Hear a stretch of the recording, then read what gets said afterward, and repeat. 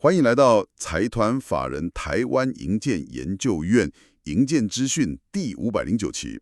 我们今天要来深入探讨一篇蛮重要的文章，标题是土木工程专业人员与都市更新审查之重要。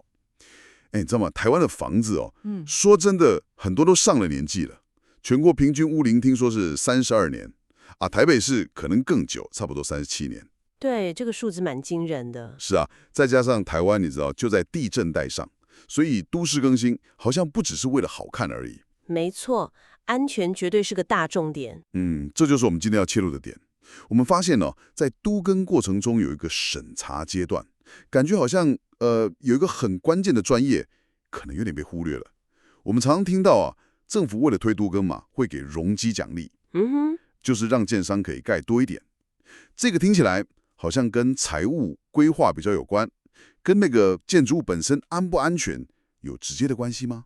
这个关联性其实非常直接哦。是，而且这个就是关键点。怎么说？政府的容积奖励办法里面有好几项奖励是明文规定，就是针对比方说高氯离子钢筋混凝土建筑物，就是我们常讲的海砂屋啊，海砂屋，对，或者是那种耐震能力不足的危险建筑。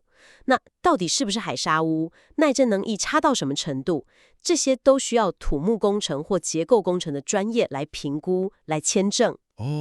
所以要拿到奖励，得先证明房子真的有危险。没错，这个评估结果会直接影响到奖励可以拿多少，所以它不只是钱的问题，更是跟公共安全直接挂钩的。了解，那听起来这个土木结构专业评估超重要的。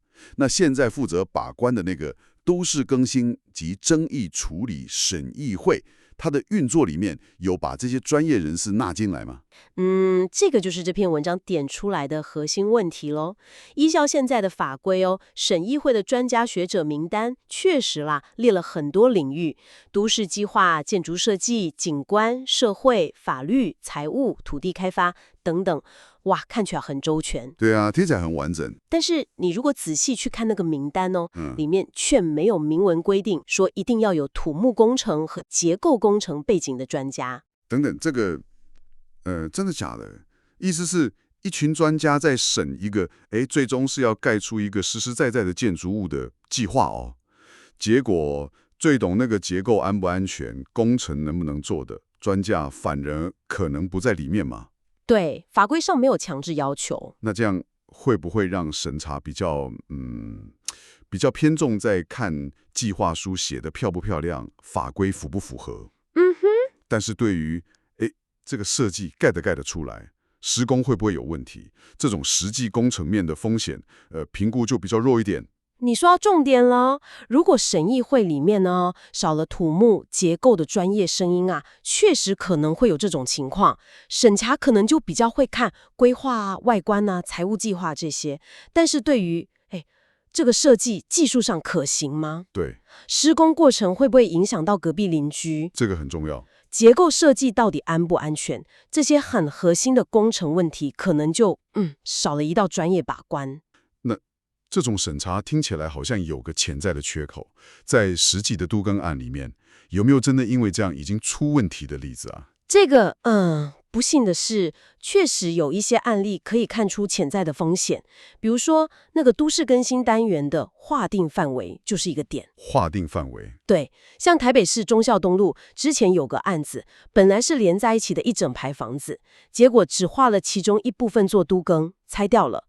那这样一拆，旁边没拆的部分，它的梁柱子可能就被切断了，结构就不完整了。那后续稳不稳，其实就蛮让人担心的。哇，这听起来有点可怕像硬生生把连体婴切开一样。对，差不多是这个意思。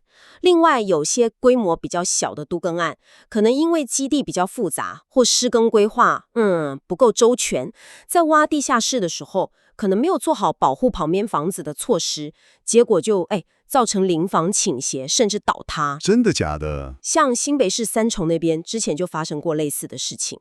你想想看，隔壁邻居真的很无辜。对啊，这太倒霉了。那如果是大范围的都更案，光是拆除工程本身影响就更广了。如果一开始评估不够，或是施工方式不对，也可能一次就损害到很多户邻房。台北市大同区又有个案子，拆8户旧房子，结果周边18户邻房都受损。哇，18户，那影响很大哎。对啊，你想想看，对那些居民造成的困扰跟损失。这些案例听起来都让人很担心呢。而且你刚刚是说这些案子理论上，还是有经过现在的审议程序通过的。是的，程序上可能是合法的。那这样不就更凸显了在审查的时候纳入工程专业有多重要吗？正是如此，这些案例其实就点出一个状况：就算程序看起来都对，可是如果在审议的最前面就少了土木结构专业来实际评估工程的可行性、施工风险、地质影响这些，那就算计划书写得再好，真的动工下去，还是可能因为工程面的问题反而产生危害。了解。所以听你这样讲下来，这篇文章最核心的诉求，或者说它给我们最重要的提醒是什么？最核心的论点就是，都市更新不能只看纸上的规划跟行政流程而已，它最后是要做出一个实实在在的工程建设嘛。对，所以不能等到开工了才发现问题。文章就是强烈呼吁，在都市更新审议这个最源头、最关键的环节，就应该要明文规定，纳入有土木工程、结构工程背景的专家学者，从一开始就有参与。对，让他们从一开始就参与评估，看看工程可不可行，风险在哪里，提供专业意见。这样才能真正的防患未然，确保都更不只是改善环境，也能真的增进公共安全跟利益，而不是反而制造新问题了。了解了。所以对你来说，今天我们这样谈下来，最重要的启示就是，都更对改善老旧环境很重要，这没错。但要确保这个过程是安全的、顺利的，审查机制健不健全是关键中的关键。没错，特别是一定要把土木、结构这些直接关系到工程安全的专业意见，有效地放进审查里面去。是的，这也让我们去想一想，在你我生活的周遭，未来如果真的有都更计划出现的时候，我们是不是也应该更留意一下它的审查过程到底有没有充分考虑到工程安全的专业评估呢？非常感谢您的收听，再见，我们下次见。